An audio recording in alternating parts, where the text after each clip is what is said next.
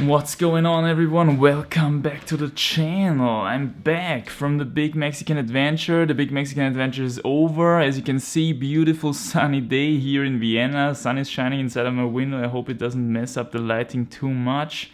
I thought I'd make a little resume video as I did it after the Greece trip, basically, you know, summing everything up and kind of talking about my experience with the trip and stuff like that. Therefore, I've got all my notes here on this big little sheet of paper so that I don't forget anything. I've also got a nicely ripe organic banana so that I can stay carved up. And yeah, I also want to talk a little bit about the future plans for the channel, what videos are going to come up and stuff like that, what's the future of my training and stuff like that. So we're gonna take a look at that as well.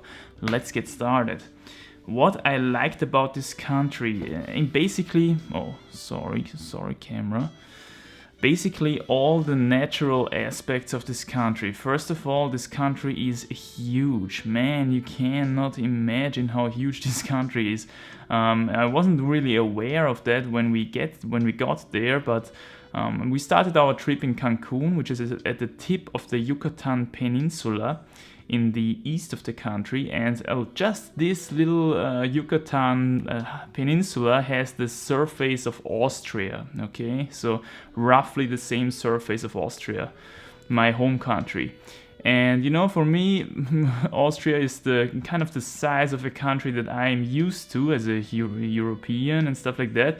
So it's incredible to see such a huge surface area, basically, and all Yucatan is grown with jungle, and you know, you've got roads like a straight line to the horizon, and you can drive kind of 10 hours long or something, and you still won't have made any significant difference, okay? So you've got there, I don't know, city A, city B, and then there is just a straight line connecting the two, like a 10-hour ride or something. If you don't have any kind of natural obstacles like mountains or stuff.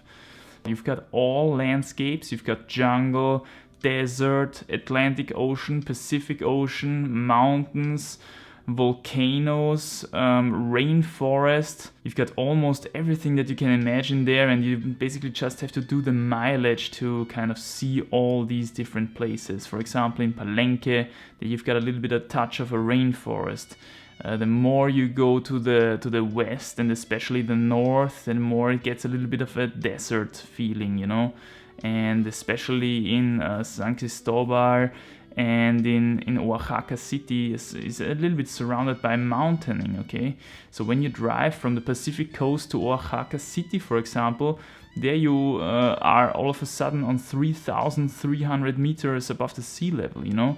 And these mountains are not like, it's not like snow and stuff like that, so it's more like jungle. Jungle is growing on these mountains. You're above the clouds and there is jungle, so it's kind of really fascinating for me. The next thing I want to mention is the amazing archaeological sites you've got in Mexico from the Maya civilization. They've built some impressive cities down there.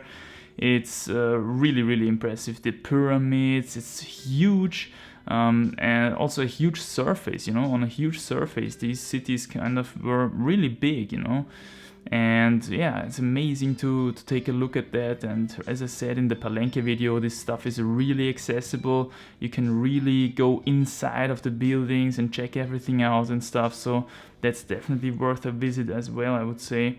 And the next thing on my list is the amazing fruit. As I already mentioned in my 1 week raw in Mexico video, you've got amazing quality fruit there: papayas, mangoes, bananas, these zapotes, these mamey zapotes, my new favorite fruit, I would say. All of this stuff is in perfect quality, perfect ripeness, and also very cheap there. So they can really load up on the fruits. It's not everywhere the same amazing quality, the same amazingness in quality, but it's more or less everywhere pretty good, you know. So you can definitely get some awesome fruit there. What I didn't like so much about this country, well, first of all, some very basics are not so good there, like the water and the air. Now, I'm talking about the water because, of course, you nowhere in Mexico you can drink the tap water, right? But I mean, that's not amazingly different from a lot of countries. Let's be honest, there's only very few countries left on the planet where you can actually drink the tap water. So yeah, that's of course a kind of a worrying development, in my opinion at least. But anyway, but not only that, also the water that you would use for showering yourself and, I don't know, wash your hands and your face and stuff. Sometimes it was really smelly and you could tell that something is going on there. So the water is sometimes in some places really bad. And what you wouldn't expect, the air is really bad sometimes as well. And I'm talking especially about the cities here. Especially in Oaxaca City and in San Cristobal de las Casas, I had the feeling that there was kind of a bowl of smog onto these cities, you know, and I could feel it in the night when I was sleeping, you know, when I'm waking up in the morning. You had this kind of mucousy thing building up inside of your nose, inside of your throat, trying to filter out all these dusty things, you know, which accumulate during the night, of course. And the reason, I think, is that the Mexicans, they don't like to build in the height, and especially in the colonial cities, you've got a nice little center of the town, you know, with like very, very small buildings, you know. The buildings are not taller than 2 floors, I would say. And also from there, you know, in the outrange, you've got not high buildings. It's always very low, maximum 2 floors. And this leads to the fact that these cities grow in surface, you know, they grow into the land. They don't grow in height, they just grow into the land, which leads to really huge surface or urbanized areas. And they don't have a lot of wind or something. I at least I had the impression when I compare this to Vienna, for example, which is a big city as well. But Vienna has a lot of wind, you know. There is a constant west wind in Vienna, which kind of transports that stuff away. Or at least tries to. Or I don't know, maybe it's also the better particle filters of the cars or something like that. Anyway, there is this constant kind of smog thing happening in big Mexican cities, and I could feel that. So the basics, water and air, not so good in Mexico. Another thing is that I had the impression that I have to stay on the tourist route. I got this comment once, hey man, what's about security in Mexico? I heard that it's not safe to travel and stuff. I didn't want to answer this comment right now when I got it, because there I didn't have the experience to answer it. But now, after 2 months of traveling, I feel that I can say you have this constant feeling that you have to stay on your tourist route. What do I mean with that? At least in East Mexico, which is the part of Mexico that I saw, there are these certain kind of cities which are known to be very tourist friendly. For example, Bacalar, yeah, it's on the Atlantic coast. It's a very like hipstery little small town on the Atlantic coast. A lot of bars, a lot of, I don't know, art cafes and stuff like that. You know, it's very touristic, and there you won't have any troubles ever. And just the same occurs in Palenque, in San Cristobal de las Casas, in Oaxaca City, especially also in the colonial cities where there is something to watch, where there is some kind of tourist attractions, you know. There you won't have any troubles. And as soon as you leave this touristic route kind of a little bit, when you get into the remote regions of the cities or of the countryside or whatever, you quickly get the feeling that the people are looking at you and telling you, man, what the hell are you doing here? You know, you're not supposed to be here. You do not belong here. And that's something I really could feel quite often. So you kind of have to stay you get the feeling you have to stay on the tourist routes, otherwise it could get a little bit insecure. I mean, I didn't have any bad experiences, but that's what my instinct told me. Another thing is that the Mexicans eat a lot of meat and cheese, and you can really see that, not only in their shape, you know, they've got a big problem with overweight people and a lot of health issues and stuff like that, but you can also see it in their landscape. Especially when we drove to Palenque and also around Palenque, you have this kind of rainforesty feeling all the time, you know, and at the same time, there are a lot of these ranchos, as they are called, these ranches, where the Mexicans grow their meat, grow their beef especially, you know. And this is all free-range grass-fed beef, you know, and you can literally see how these ranches eat their way into the jungle, you know. There you have little patches of jungle, and then there are the patches of ranches. And I think if they decide, okay, man, I want to become a rancher as well, then they cut down just another area of this jungle. And it's like you've got these areas which are as big as half of a football field, for example, and then there are like 5 cows on this area, you know, grazing all the time. And then there is the next area, and then there is the next area, and of course it eats its way into the jungle, and you could really see that, you know. So this is, here you can witness firsthand how meat consumption eats up the rainforest. Okay, I need to adjust the lighting a little bit here. Normally you have this thing that people cut down rainforests to grow soy, to kind of harvest the soy, to feed the soy to the animals.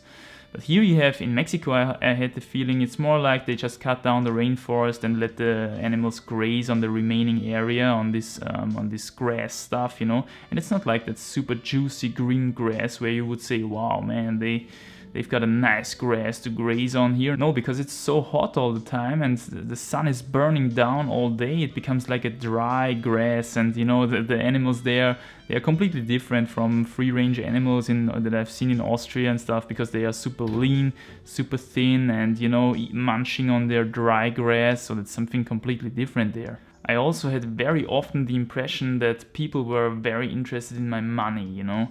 When you went to a market, for example, you would always get tourist prices. They would always try to get the most out of you they possibly can, you know. And sometimes you really had to bargain to show these people that you're not stupid, you know, that you don't think this is the normal price because you know better. And this is something which gets really annoying if it happens all the time, you know. Especially if they see a white tourist, they quickly think, man, we're gonna get as much out of him as possible. And yeah, that's of course a mindset which I don't like so much. And that kind of reflects the social situation in general in Mexico, as I had the impression there are a lot of very, very poor people in Mexico, just as well as there are some super, super rich people in Mexico. You've got also a lot of corruption. There is a huge gap, as I said, between the poorest and the richest people, so you've got the fruits of capitalism definitely there. But yeah, unfortunately, this is something that is not exclusive to Mexico. Everywhere else in the world where there is capitalism, the gap between very poor and very rich becomes bigger and bigger. Another thing which was quite surprising actually to me was the white female, I don't know if I can call it like that, but it's like sex tourism. The amount of single female chicks which wanted to hook up with Mexican chicos there that I've met actually was incredible. I mean, this is something that was very significant.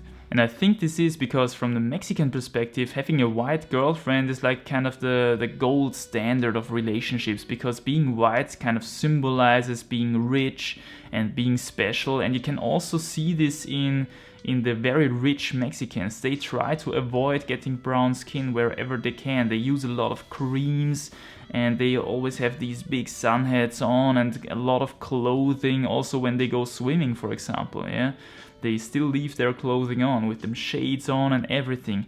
So they try to be as white as possible. Being very brown skinned, very dark skinned is a sign of poorness in Mexico. I had the impression, you know. And the white chicks are very quickly to exploit these circumstances. So they got easily hooked up, of course, with these Mexican chicos, and they used these opportunities, you know, and making party and smoking weed and drinking alcohol and all this kind of culture. For me, as a person who's interested in self-improvement, I could not really identify with this kind of culture, if you know what I mean. So that's my honest opinion about Mexico. Am I wrong? What's your opinion? Tell me in the comments down below. I have to say I was there only for 2 months, and I only really saw the east half of Mexico. There is even more and much more area which I didn't see, which I would have liked to see, but I had my back flight booked, and there was the decision, should I take it this time or should I keep traveling? And I knew that if I wanted to get into the reliable climbing areas like around Mexico City or Guadalajara, I would have had to travel even longer distances to the west, ending up in a big city again basically and climbing there around. And you know, when I want to live in a big city with some climbing and with good possibilities to train, then I could have this just as well as at home in my hometown in Vienna. So I thought this time I'm going to take my back flight, get back, and this kind of leads me to the future perspective, to my future plans, which is train super hard, eat clean, and get as strong as I possibly can. I want to push my limits yet again. I think it's time now. I had enough rest, everything is regenerated, I don't feel any pain anywhere in my forearms or fingers or shoulders or anything. Everything is regenerated, so it's time for some really hard training, and I want to make some awesome videos about this process. I want to make training vlogs. I want to enrich some of my most successful playlists again. I want to enrich my rock climbing techniques for beginners, for intermediates, for advanced. This kind of stuff. I want to make gym training videos. I have already in mind a hangboard session, actually 2 hangboard session videos. And I also want to talk a bit more about the rings again. And I want to talk also a little bit more about injury prevention again. So all this is coming up. I want to add to these kind of really useful, really educational playlists. So I think that's why actually most of the people are subscribed to this channel. I mean, of course, the traveling aspect and stuff is interesting because I think at least you can see a lot of new culture. Where does the climbing look somewhere else? What does the climbing look somewhere else? And at least for me, if I were a viewer, that would interest me a lot as well. I don't know how about you, but as I see it, the travel videos, they are good for the moment, you know, they get their views in the moment, but when I produce these kind of really educational, high quality videos, I have the feeling people still watch these videos 1 year after they have been made, and that's what I actually want, you know. I want to make this kind of big resource, the most complete climbing channel on YouTube, so to say. So yeah, that's my motivation for the future coming weeks and months, I think even. The next traveling opportunity is going to take a while, I think. But let's see, maybe I get surprised by something, and then as soon as we look out of the window, we are on the next trip again. Didn't know why I say look out of the window, don't ask me. Anyway, I think that's it for this video, my friends. If you got something from it, as always, drop some likes and comments, especially tell me your opinion about Mexico if you have been there as well. Would really interest me to hear from your experiences, and also tell me from Mexico City and Guadalajara. If I get the chance again to go to Mexico, I would definitely start my trip somewhere in the west, in Guadalajara or Mexico City or something like that, because there is actually the outdoor climbing, and that's what I basically missed out a lot during this trip. I did some gym sessions, which was amazing, as you saw in the videos, but nothing is as nice and satisfying like a outdoor climbing adventure surrounded by nature, with bird sounds and all that. So I would have liked to get more of this stuff, but I just was in the wrong location. Next time I'll do better. Anyway, this video is getting long enough again. See you guys next time. Bye.